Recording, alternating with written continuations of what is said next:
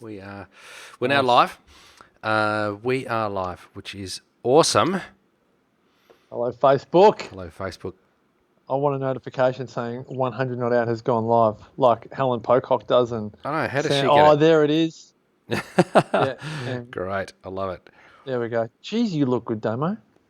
Gee whiz. Gee whiz. Thank It's you, amazing. Casey. That's very nice. It's amazing. It's very kind of you. It's amazing what a filter will do, isn't it? All it is playing golf in the sunshine. That's all that is. That's so good. So good. Good on you, Summer. Oh, let's do a viral share before we go live. All right, doing that now. I just do something like big episode today. Curly questions answered. Okay. There we do. Yeah. Okay. Just spam my Facebook. Just spam my Facebook account. I've been doing that. I realised I was accidentally sharing to the Christoph family Facebook page, which is going to like 50 of my family. I get these thumbs up or whatever from family members. I'm like, what are you thumbs upping me for? So I didn't realise that I was like clicking. That's why your dad's on there every now and again. I was like, how did Dad even know? Like, you know what I mean? So anyway. Hilarious, hey?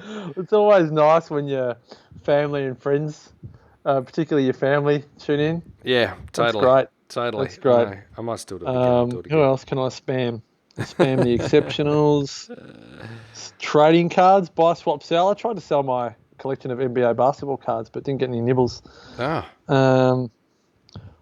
2020 breakthrough, we'll spam them. 2019 breakthrough, spam them. That's enough spam. Let's get into this thing. Let's get into this retreat. Richmond fanatical supporters, spam them. No, I wouldn't do that. Class 5 parents of the kids' school, yep. Quirky cooking chat group. Could spam that one. Gee, imagine how many listeners we get if we put on that one. That would be amazing. Gosh. All right, everybody. Well, it's great to be here. Summer, it's always nice to read your offending comments. Thank you so much, Summer. It's lovely. Damo, you've got more fur in your face on your head. Unbelievable. Where are you, Summer? Seriously. Summer, he's coming for you. Come on, Summer. You want me to answer a question and then you go and say that stuff? I don't. Anyway, Wendy Adams, hello. How are you? It's great to have you here, Wendy and Summer. No Helen Pocock today. That's interesting. Nah, she's ditched us. Yeah, Linda. I think Helen's ditched us. Linda Cerrone. Good on you, Linda. Oh, boys. Well done. Good. All right. Shall I hit record? Yes. Let's go. All right. Here we go. Summer. All right. Here we go. In 3, 2, and 1. Hello and welcome to 100 Not Out, a weekly show dedicated to helping you master the art of aging well. Marcus Pearce here with you for the 451st time on the podcast. And as always, I couldn't do it without the #1 wellness and longevity expert on the known universe. He is Dr. Damien Christoph. Hello, legend. Hello, legend. So great to be joining you. Nice to see you outside for a change rather than inside that office of yours with that Melbourne Football Club football in the background that was deflated. It was more deflated than the team has ever been, particularly given that it's super inflated right now. But Piercy, great to be. I have a reason why, just so you know. Yeah, anyway. Well, yeah. I'm sure there's always a reason. There's always a reason. And I love, too, that you're in front of your computer screen without distraction, which I know that other people You are full screen. Full screen.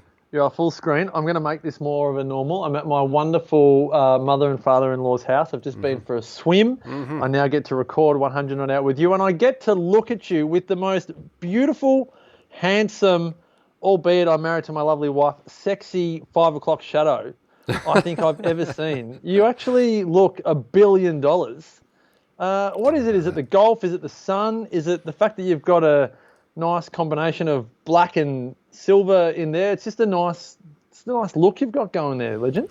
Thanks, mate. I try to sneak it in from time to time. Amber doesn't rate it. So if I get a holiday, so for example, we had Cup Day, and so I didn't have to shave on the Tuesday, which means that the last time I shaved was, I think, Friday.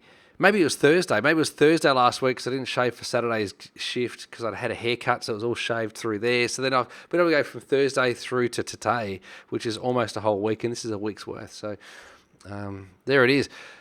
Could be the And silver, that's but I reckon it's that's just playing a bit of golf, though. I'll tell you, playing golf, it's amazing what it does in the sun. Like it gets warm, get brown. And you've definitely had a little cheat going on there by enrolling in Movember and having your last shave on October 29. You just Well, got tell a you what, couple I of could. days on the crowd. I'll tell you what I could field. do. I could take all of this off, and within a few days, you wouldn't even know that I had shaved it. So I will, PC. Don't you worry. Now, some big curly questions on the podcast today from our wonderful community. But you want to kick us off. You've got a curly question from one of our, I was going to say our brethren, but I don't know, is that the right term? I don't know if you can have a brethren girl. Is brethren only for male? Yeah, I see brethren as more like the community. That's what I'm intending to say. Yeah. But often hear brethren only come out of a male voice. So one of our community members, the great Summer Daly, has asked you a question, which I know you want to lead on today. Yeah, well, I was going to de-identify the person just because of the type of question, but oh, whoops! Do you want me to have that question another time, or we can go straight into? Well, how about we do it this way? Andrew Bevins. How about we do it this way? Sorry, Summer. A friend of Summer's has asked, can you tell me why do I need to do a poo as soon as I've had a protein shake? I have plant protein, but I had the same thing happen with both WPI and whey. WPI is whey, and is protein. Is it the protein powder or is it the bananas? That's a really great question, because what you can find somewhere, and you could most certainly tell your friend this, that it can be protein. However, I suspect it's what goes with your protein, or it could just be that the meal that you're eating the protein in is already partially digested. So when you make a shake of sorts, you're triggering reasonably rapid digestion, because what you're taking into your body is liquid, and it moves through into the stomach. So it moves through the first sphincter in the esophagus, through the esophageal sphincter into the stomach. The stomach will recognize that as pretty much pre-digested, because there's no lumpy bits. It's going to move through the pyloric sphincter, then into the duodenum, and then through the small intestine. It's going to require some degree of digestion, so that the proteins will break down into amino acids, the fats will break down into lipids, and the carbohydrates will break down into tiny little saccharides, and so on, and so that it gets absorbed as the smallest amounts possible. Now, because the speed at which that goes in, that could cause just an increase in peristalsis, which is the increase in or the movement that your body naturally has. So it could be that. But it could also be that there's a sensitivity to the carbohydrate or the sugar that you've actually got in your meal. So it's unlikely to be the protein. It's more likely to be the sugar if it's a rapid movement, unless there's caffeine in the brekkie, which could in fact then cause a stimulation of the sympathetic nervous system to make you want to move your bowels really quickly. So if it's to do with caffeine, you'll move your bowels quickly, and that could happen within 12 minutes. Yeah, within 10 to 12 minutes. So, but if it's not caffeine, then it could be a sensitivity to the food. So maybe try it without bananas. Go to blueberries, for example, frozen blueberries. That will still give you some sweetness, but without the big sugar hit, the big sugar load. And see whether or not that makes a difference. It could be that maybe you don't do as well as you would like to on a smoothie for breakfast that's got protein fortification. So maybe what you got to do is go for something that's more solid, more robust. Be interesting to see whether or not, if you had, say, chicken and salad for breakfast, or poached fish, eggs and greens. Your poor children. Eggs and greens. If you had eggs and greens, for example, and Marcus, if you email Marcus at marcuspierce.com.au, he can give you his eggs and greens recipe, which is world famous in the Byron Shire, I have to tell you. And so you can check that out. If you can't eat eggs, then maybe swap out the protein, go to chicken or go to fish or go to red meat with the greens. You can always sub out a protein and sub in something else. So you could do that too. So give that a go, Summer, or tell your friend to give that a go, and we'll see how we go with that. And Dad, I am growing this beard just because. just because I'm lazy and I haven't had a chance to shave. I love it. I love it. It's a good look. So everyone lay off him, family or not family. Get off me. We love the look. Get off me. Now, pre-November, 27th of October, 5 p.m, we received a wonderful message from a long-time listener. And we've received a few messages from long-time listeners. I've got to do a couple of shout-outs to long-time listeners who I have personally never heard of. You may have, Damo. I received a voice message the other day. Was it a message and I replied with a voice message? Yeah, anyway, you replied with a voice message. I received a great message. We received a message. The 100 Not Out received a message from Gosha. And she said, "Hi guys, hope you are both well. Just wanted to let you know that I love listening to you too. Love your beautiful and uplifting voices. Great job, Gosha." Thanks, Gosha. And I said, "How do you pronounce your name?" And she said, "It's Gosha." And I said, "Great, I love it." I want to know, Damo, because we've had over 1 million downloads of 100 Not Out. I want to learn more about the people that we have no idea listen to us. So I'm going to put it out there. If you listen to 100 Not Out and we've never met you, we have no idea who you are, we don't know your name, and you iron shirts or you do the dishes or you drive to work or you go for a walk and you listen to 100 Not Out, we just love knowing. We love a bit of two-way conversation. We do. So let us know. Let us know. Let us know. Get in touch. Marcus at marcuspierce.com.au or the secrets of aging well at gmail.com. We could do that. And Damien at damienchristoff.com. So Andrew Bevan. Yes. Another one. Bevo. Another long-time listener. Love him. Hey guys, long-time listener here in Wellington, New Zealand since 2016. Kia ora, bro. Long time. Yeah. Have easily listened to hundreds of these podcasts and wellness guys until it finished up. To appreciate you guys a lot and love the work you do. Anyway, you're always asking for questions, and I have one. I'm now a first-time dad to be. Congratulations, Andrew. Congratulations. So I thought I'd ask how living a 100 Not Out lifestyle shapes you as a parent.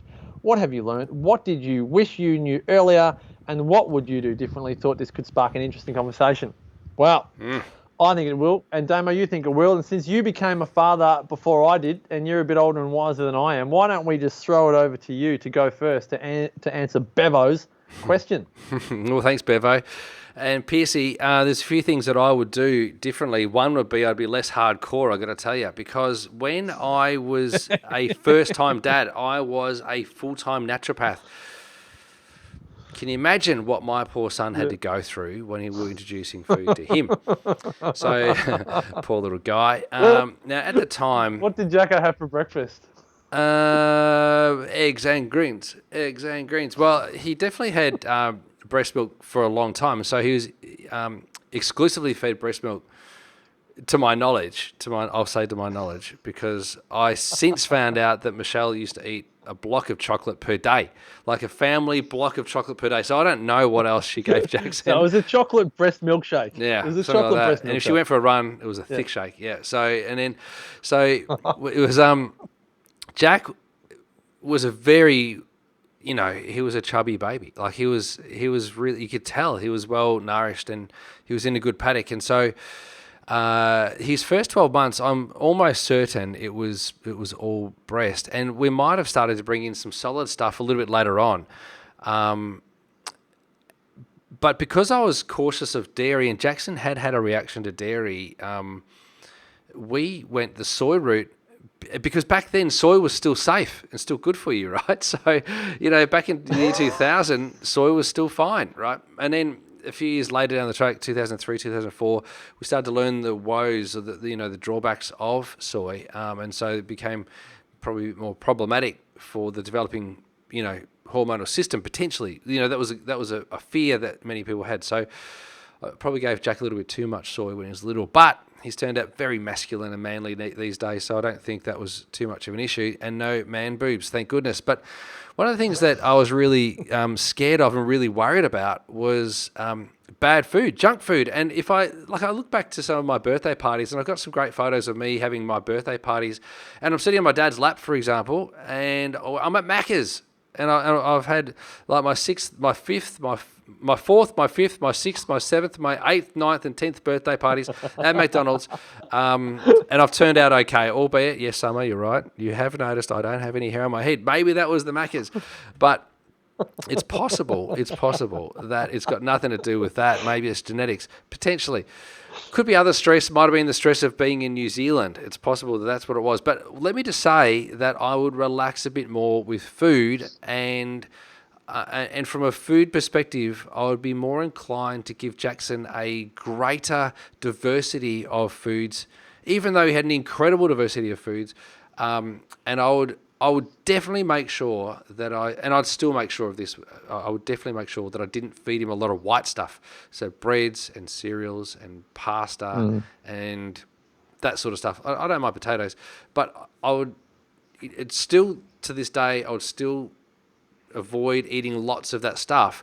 And particularly, like, if he chose not to eat a meal, I wouldn't just sub in, oh, all right, I'll just give you a sandwich, or oh, all right, here's some Vegemite on toast, or all right, here's some pasta and tomato sauce, or oh, okay, here's some fish fingers. Like, I wouldn't do any of that sort of stuff, right? Because that's not teaching him healthy habits. So from a food perspective, as a naturopath nutritionist, as a first-time, new dad, they're the things that I would think about, like, as food approaches. In terms of eating a healthy diet myself, I would still maintain that if you are healthy, you do a better job. If your wife is healthy, she'll do a better job. And so I'd encourage you, or, you know, if it's a same-sex partnership, then it's your wife or husband, or husband, wife. I don't know how to say that these days. But the thing would be that you just all eat healthy, because what they observe, they do. Not what you tell them to do. Yeah. It's what they observe they do. So it's very, very important. Yeah, well said. And then I suppose the question that, again, it's such a great question, is like, knowing what you now know, what you've now experienced, what do you wish, and again, it's a bit of a hypothetical in reverse, what do you wish you knew earlier? Like, if you could go back to your younger self, and let's say, you know, again, go back to your first time parent to be, as Bevo is, what do you wish you knew earlier about parenting? Boundaries and guidelines are really important for the development of your children. The other thing I wish I probably listened to my mum about was that I wish I let Jackson crawl for longer. You know, we got him up walking to probably, you know, at 9 months he was walking. And I wonder if you remember me telling you the story of Jackson running out the front door onto Poth Road, which is just at the highway at the front of Chaston Shopping Centre on a Saturday morning when I was practicing. I don't know if I've told you that story, Piercy. No, I don't. No. So I'll tell you that story one day, but that was because he didn't know enough about the world, and he was probably, let's say, 12 or 13 months old, and he, you know, ran out the front door not knowing consequences. But that's one thing. But the other thing is, too, that when your children crawl, socially, they're much more adapted and much more adaptable. And so there's a really important part to crawling in terms of the child's brain development, which is incredibly important. And I'll be talking about this with Dr. Genevieve Keating on another podcast I'm doing, PSC FX Medicine. So if people want more information and detail about the developing brain, I'll be talking about that on FX Med. So tune into that one. But PSC, I would make sure that Jackson crawled for longer. That's really important. And I would develop boundaries and rules, because children with guidelines they're better off. They're better off. It's kind of like trying to train a dog later in life. It's hard, but if you help your children and grow your children and raise your children, probably raise your children more than grow your children, because you can grow your children with food, but you raise your children with disciplines, then I think that's a really great thing to be able to do. Oh, there's like some great one-liners in there. Some great one-liners. I love it. What would you do, PC? What would you do differently? Like, now that you're a dad of 15 children, no, just 4. Just 4. My last count. Last count 4. What have you learned, let's say, all the way, you know, from number 1 through to number 4? Some great, like I was taking notes based on what you said. Some really interesting ones in there. Less hardcore is definitely relevant. I think particularly, like you said, with time you realise how fastidious you are the first time. So we would measure left breast, right breast, how much milk came out of the left, how much out of the right.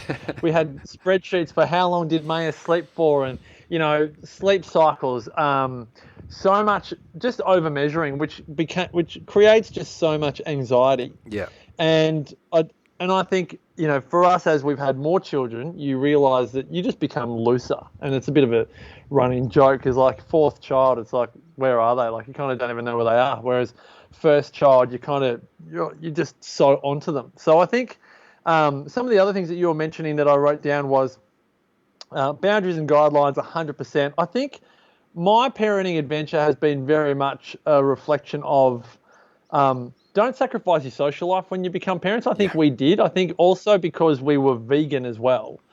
Maya had quinoa and kale for breakfast when she was eating solids, like a lot of it. But it's actually more like we had that social complex that many vegans did. I don't know about enough of it today, that we just wouldn't socialise with many people. So you get to the weekend.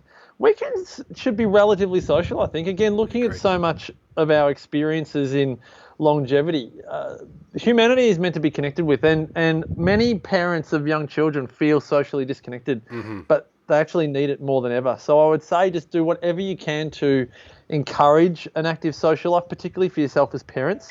And then I also just wrote down, as you were talking, is be comfortable with your identity, like your numerous identities.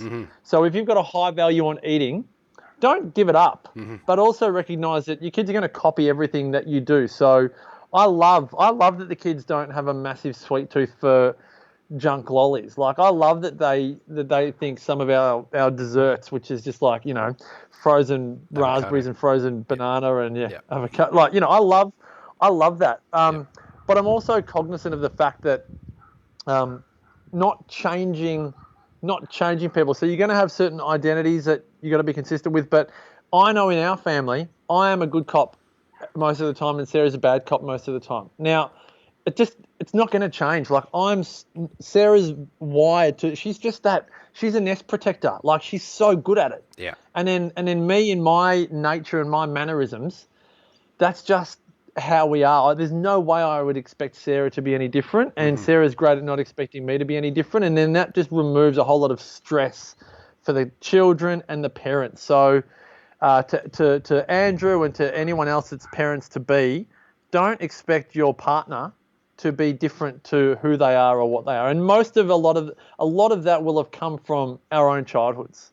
And you're not necessarily going to go and change your upbringing. You can't go back in time and change your upbringing and the rest. So that's kind of the notes that I took down. And it definitely gets you thinking. Great questions. Yeah, it's a great question. Andrew Bevan. Bevo, the other thing that I would do, and this is a reflection, when we look at what happens in Ikaria, like we use Ikaria as an example, the grandparents are very involved in the raising of children and families over there. Very involved, but, don't get me wrong, they hand them back. There's no doubt about it. As soon as the kid needs a nappy change or as soon as the kid needs to be fed or they've got to get to sleep, they hand them back. But the grandparents are very involved. Now, I was traveling a lot, during the time that Jackson was growing up. And so it was difficult to, always get grandparent time. But the one thing that I wish that Jackson probably had more of was grandparent time. I think that would have been, unbelievable. I think he got a lot with my mum. He had a fair bit with my dad and his wife, Dawn, at the time, my stepmom. And like all of that, was really good. But if there was more opportunity for that with, say, Michelle's parents or with Amber's parents, then all of that sort of stuff would have been even better, because grandparents and the village help to raise the child, and the spread of values. Look, listen, Jackson is unbelievable. Like, what an unbelievable kid he is. Like, so great. I'm so blessed. Awesome. I've got such an amazing son. And it's the combination of the contributions of everybody that got Jackson to where he's today, including your great self, MP, like you being part of Jackson's life for the last 10 or 11 years. Longer, maybe, like all of that, he all of my mates being part of him growing up. So that village thing is, ridiculously important. And you don't have to give the carers of your newborn children 2 pages of notes on how they sleep, what to do with them, what not to do with them. Holds the bottle in his left hand. If they're the grandparents, they'll be okay. They know what to do. And, you spend half an hour telling the carers, oh, they like it this way, and they roll on the right side, and they sleep on their tummy, and they use 2 pillows, not one, and it's like this, honestly. Now, there's a great comment in there by Summer. She said, I didn't know you could grow children like you could grow a plant. Laugh out loud. Now, I know that that's almost a tongue-in-cheek kind of comment there, Summer. However, people do this. They feed their child, put them on a screen, tell them to shut up when they're talking, send them to bed. They wake up, get them marched out the door to head to school, pick them up, feed them whatever it is that they want, put them on a screen, plonk them back in bed, go to bed, blah, blah, blah, blah. And there's all kinds of issues with that. So you can just grow children. You can just feed them and they'll grow. And the way in which they turn out is based on how you nurture them. So it's the same as taming a plant or, getting a vine to grow up a trellis. Like all of those sorts of things require time, love, and attention. So if you want your fruit trees to bear fruit, you make sure that there's no weeds in and around the base of the fruit tree. You do all those sorts of things. The same thing for your children. You want to make sure that there's no weeds in their environment. So weed your garden as much as you would take out the junk from your child's life. That's what I mean. And if you need any proof of that, just watch Damo doing the gardening and how beautiful his plants are. You get onto Damo's deck or balcony, you see how beautiful the basil is, and you see how gorgeous the tomato vine is, and a nurture and care definitely has an incredible end result. Mm-hmm. This has been a good episode, Damo. I've enjoyed this one. Yeah, nice one. I've enjoyed it. A couple of good questions there. Great questions. Thank you, Summer. The more questions, the better. And when they come from our community members that we've never heard of, we get a little bit excited that we actually think we've only got 20 or 30 people listening, and most of them are our family and Summer and Helen and Pete Lennon. But when we see the downloads and see that there's, right, 1 million plus downloads of 100 Not Out, we want to know who you are. Yeah. Let us know. Let us know. Andrew Bevan, Gosha. Thank you. Who else is out there that's been listening for a number of years? We would love to know. We love your feedback. You can connect with us in many ways. You can go to Damo's website, DamienChristoff.com. Spam his inbox, Damien@DamienChristoff.com. Myself, MarcusPearce.com.au. Marcus at if you're on the socials, Marcus if you're on the socials, at 100 Not Out, spell it all out on Facebook. If you're on Instagram, at 100.not out. That's the best we could find that was still available. And to everyone that makes this podcast possible, Joseph Tomo, our editor, and to everyone in our 100 Not Out community, thanks again for your support. And until next week, which will be episode 452, may the rest of your life continue to be the best of your life. Bye for now. Boom, boom, boom, boom, boom, boom. Great. Well, thank you. And you're right, Summer, you can't change the growth from your childhood. And so if you get the chance to bring children into the world, then you try and do what you can to make it fit your template that you'd like to run by, and then you'll reflect on, what you did and then what your parents might have done, and you'll probably find that somewhere in between was about right. And you are right. It's a lot easier if you get the right start. So I am blessed, that Jackson had a great start, and chiropractic was a big part of that. But being exposed to the chiropractic lifestyle, like that exposure to chiropractic, I think for Jackson at a really young age, which then exposed me to chiropractic as well, because I wasn't a chiropractor back then. And then understanding that lifestyle, what that actually means, that was. I often wonder if I didn't meet Sarah, or Sarah wasn't a chiro. Wow, smoking, Coca-Cola, the chubby MP. How's that chubby photo of you? That's the best. Talk about your birthdays at McDonald's. I think every birthday up until 21 would have been a McDonald's. And I probably would have been wake up, watch TV until it's time to get in the car. Sit on an iPad on the drive to school, and then sit on an iPad at school, and then come home and sit on a couch watching TV until dinner time, and then and again, not to say there's anything wrong with that, it's just not the way that probably you and I choose to go about it. But I am eternally grateful for chiropractic, and naturally for Sarah. But it's an incredible philosophy and art and science to be a part of. Yeah, it really is. Now, Piercy, it sounds like it's windier than the day after a curry up there in Byron Shire. Yeah, that's why I was muting every now and again. I did see your hair blowing around. Everybody on Facebook, thanks for joining us. Piercy, look forward to doing this again next week with you. Thanks, Facebook. Have a great week. Take care, everybody. See you later. Bye.